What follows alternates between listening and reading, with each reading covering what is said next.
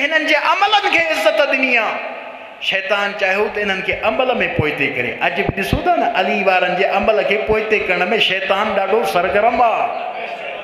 हर तरह सां अली वारे खे खपे त हू पंहिंजे अमल खे वधाए ताकी शैतान रड़ियूं करे। ख़बर पए शैतान खे। नबी साईं फरमाइनि था सभ खां वधीक शैतान रोअंदो तॾहिं आहे जॾहिं कोई मोमिन नमाज़ में बीहंदो आहे।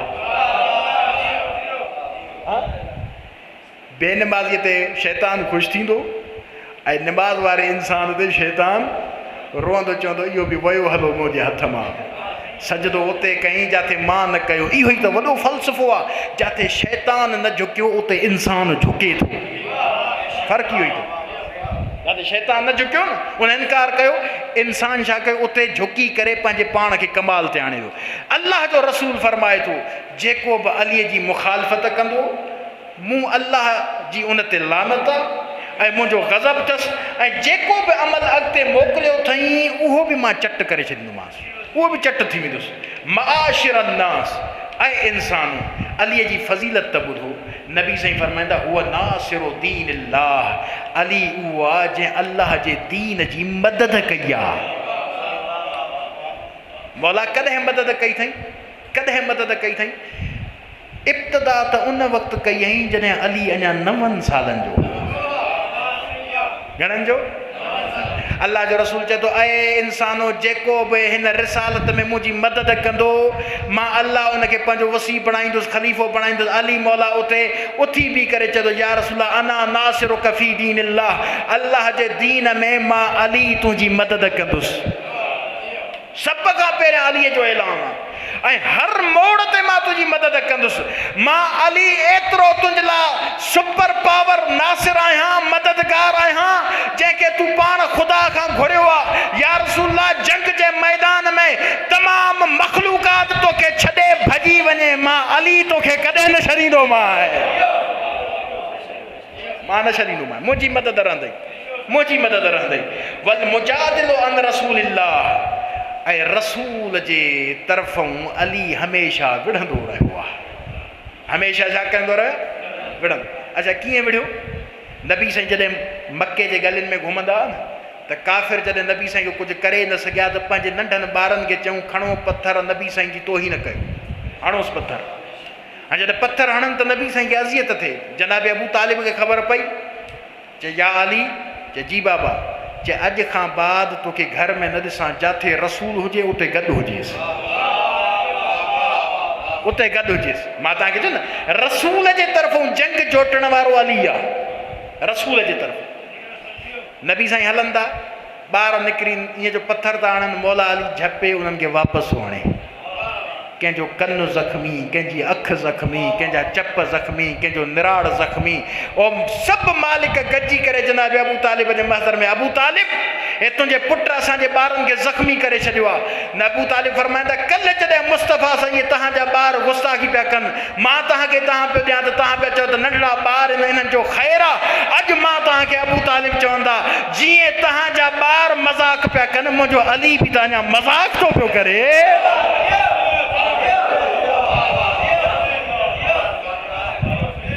मज़ाक कई थो त बर्दाश्त बि त कयो न। हुननि जी मज़ाक हल्की, हेॾो जी मज़ाक ॾाढी गोरी पइजी वई। ॾे त अखि वई, ॾे त कनि वियो। चए यार या अबू तालिब ही त असांजा मसइलो थी वियो। अली जंहिंखे पत्थर हयो आहे अॼु ॾींहुं ताईं सालिम कोन्हे को। ऐं अलीअ जो ई मिज़ाज आहे, ख़ुदा जो कसम आहे। काइनात में अलीअ जे मुनकिर ते विलायत जे ऐलान खां पोइ सभ खां पहिरियां तारीख़ इस्लाम में अज़ाब पत्थर जी सूरत में आयो आहे। अली पाण इब्तिदा कई आहे मके खां त जेको बि शैतान रसूल अलीअ जे मुक़ाबले में ईंदो जवाब पत्थर मिलंदुसि हुनखे, न बख़्श थींदुसि। अॼु अली जा पत्थर त सहो ख़बर पए तव्हांखे। वल मुजादिल अन रसूलिल्लाह, ही मुंहिंजो अली रसूल जे तरफ़ां जंगूं जोटींदो आहे। वहुव तक़ियो अन नक़ियो अल हादी अल महदी मुझो अली तमाम मुत्तकी तरीन इंसान आ, खालिस तरीन इंसान आ। मुझो अली हिन उम्मत जो हादी आ। मुझो अली वो महदी आ जंहिंजे ज़रिए सां क़यामत ताईं इंसान बाक़ी रहंदो ऐं हिदायत भी हलंदी रहंदी। या रसूलल्लाह या रसूलल्लाह, अली हादी ऐं महदी तहां जे दौर खां पोइ रही सघे थो त ही क़यामत ताईं कीअं? क़यामत ताईं कीअं? नबी साईं फरमाईंदो ख़ुतबे जो पोयों हिसो न पढ़े त अलीअ जी ज़ुर्रियत मां इमामत हलाईंदासीं क़यामत ताईं, महदीअ जे ज़रिए सां हिदायत कंदासीं। महदीअ जे ज़रिए सां मां क़यामत ताईं हिदायत कंदो रहंदुसि। अॼु अगरि हादी ऐं महदी मुंहिंजो अली आहे त तव्हांजे दौर में महदीअ दौरा हूंदो। अॼु असांजो इमाम सलात पढ़ो मुंहिंजे मौला जी ज़ात।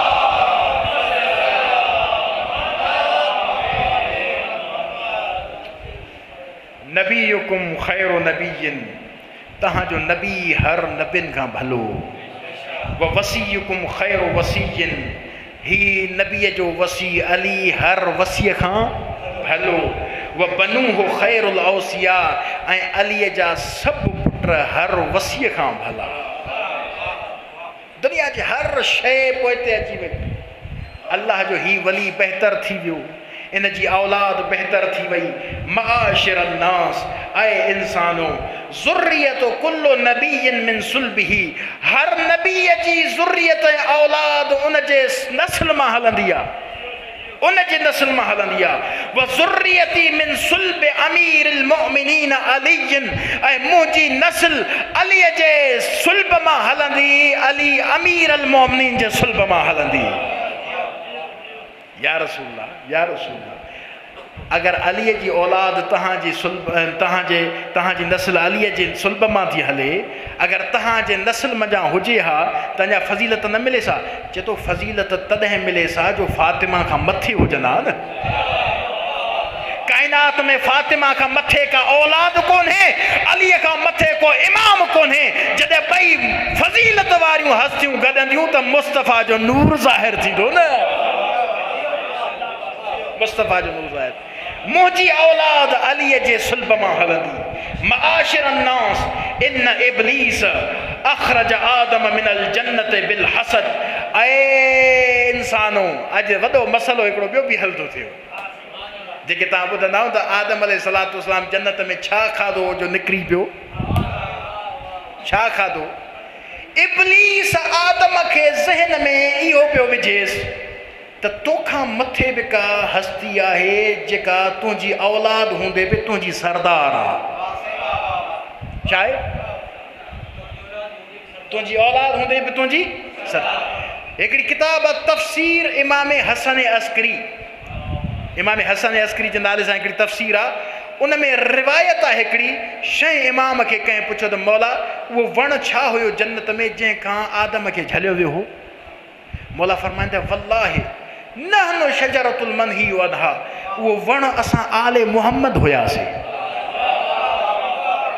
असां छा हुयासीं? आले मुहम्मद हुयासीं। आदम खे वेझे वञण खां बि झलियो वियो हो। नबी साईं फरमाईंदा आदम खे इब्लीस ॿुधायो त तोखां मथे बि का हस्ती आहे हालांकि तुंहिंजी औलाद आहे। आदम खे दिलि में इहो हसद पैदा थियो, मां अलीअ खां कीअं मफ़ज़ूल थियां, मां उन्हनि खां कीअं मफ़ज़ूल थियां हालांकि उहे मुंहिंजी औलाद में आहिनि। अल्लाह जो रसूल फरमाए थो जीअं जो इहो सोचई न उहा मूंखां अफ़ज़ल कीअं। अल्लाह चएसि आदम जन्नत मां ॿाहिरि निकुर, जन्नत अलीअ जी आहे, तुंहिंजी न आहे।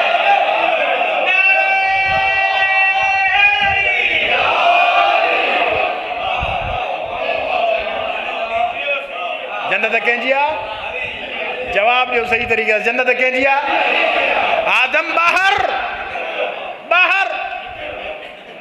हाणे जन्नत कंहिंजी आहे? नबी साईं पाण फरमाए थो अली उहो आहे जेको जन्नत जहन्नम जी तक़सीम कंदो। उन जा पुट ॿई जन्नत जे जवाननि जा सरदार हूंदा। कोई पको पोढ़ो जन्नत में न वेंदो, सभु जा सभु जवान थी वेंदा। जन्नत अलीअ जी आहे। आदम खे हिकु दफ़ो जॾहिं हसद थियो न, अल्लाह साईं जन्नत मां ॿाहिरि कढे। छा चईसि? फला तहसुदूहो फतहबितु अअमालकुम। ऐ इंसानो अली सां हसद न कजो, अली सां हसद न कजो, तहांजा अमल चट थी वेंदव, तहांखे ख़बर ई न पवंदव, ख़बर ई न पवंदव। वतज़िल्लु अक़दामुकुम, तहांजा कदम लड़खड़ाए वेंदव, लड़खड़ाए जन्नत जे रस्ते खां पहिरियां ई कदम हेॾे होॾे सिधो जहन्नुम में, सिधो जहन्नुम में। फ़इन्न आदम उहबित इलल अर्ज़ बिख़तियतिन वाहिदतिन, आदम हिकिड़े तरके औलाद जेको अलीअ जे ज़ात सां कयईं, औलाद अलीअ जी फज़ीलत सां कयईं, अल्लाह से उनखे जन्नत मां ॿाहिरि कढी छॾियो, ज़मीन ते मोकिलियईं। वहुव सफ़वतुल्लाहि अज़्ज़ वजल, हालांकि आदम अल्लाह जी सफ़त ऐं सिफ़त हुयो। वकैफ़ बिकुम व अंतुम अंतुम व मिनकुम अअदाउल्लाह, अल्लाह जो रसूल चए थो जॾहिं आदम अल्लाह जो सफ़ी थी करे अलीअ जे मुक़ाबले में नथो अचे त ऐं परमतड़ियो तहां तहां तहां जहिड़ा अलीअ जे मुक़ाबले में कीअं ईंदा। मां रसूल खे ताजुब थो थिए, जंहिंजी औलाद में शजरे में कंहिं क़िस्म जी तस्दीक कोन्हे, उहो बि अलीअ खे पाण जहिड़ो थो सम्झे। अलाए छा हशर थी थो था, अलाए छा हशर थी थो था। जॾहिं आदम खे अल्लाह साईं नथो बख़्शे, तहां केरु थींदा हो? अल्लाह जो सफ़ीउल्लाह नबी आदम, जॾहिं सिर्फ़ु लम्हे जे लाइ अलीअ सां सिर्फ़ु इहो अल्लाह सां इहो फज़ीलत मूंखे मिले। हा, अल्लाह चुसि जन्नत खां ॿाहिरि ज़मीन ते हल, हाणे 40 सालनि ताईं तूं रोअंदी, 40 सालनि जी छा कंदे? हाणे हीउ जन्नत में वेठो आहे, थोरो गौर कजो, हीउ जन्नत में छा आहे? वेठो आहे। हाणे असां वारो साईं अञा वियो ई न आहे,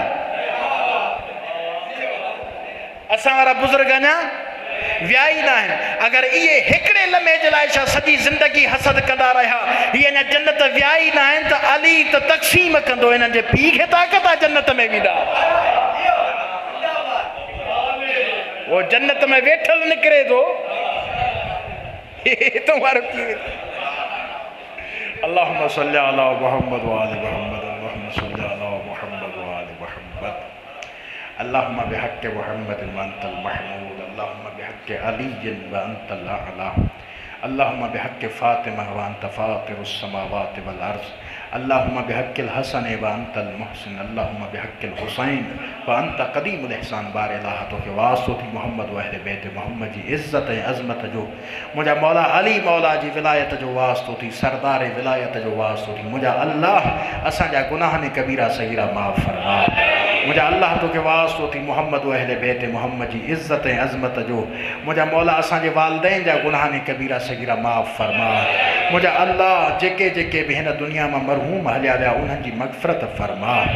अली मौला जी विलायत जे सदके मुंहिंजा मौला हिन प्रोग्राम में जेके जेके दोस्त मुआमिन आहिनि, साईं मंठार जोखियो साहब, मुरीद अब्बास लगारी, अली वाजिद अब्बासी, मंसूर हुसैन चंद, असांजे मस्जिद जा जमायती, असांजी हिन न्यूज़ चैनल जो जेको सदर आहे साईं अरशद शाह बुखारी साहब, मुंहिंजा अल्लाह इन्हनि तमामु दोस्तनि जी तौफ़ीक़ात ख़ैर में इज़ाफ़ो फरमा।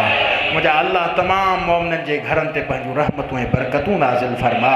मुंहिंजा अल्लाह जेके जेके हाज़रीन आहिनि उन्हनि जूं हाजतूं पूरियूं फरमा।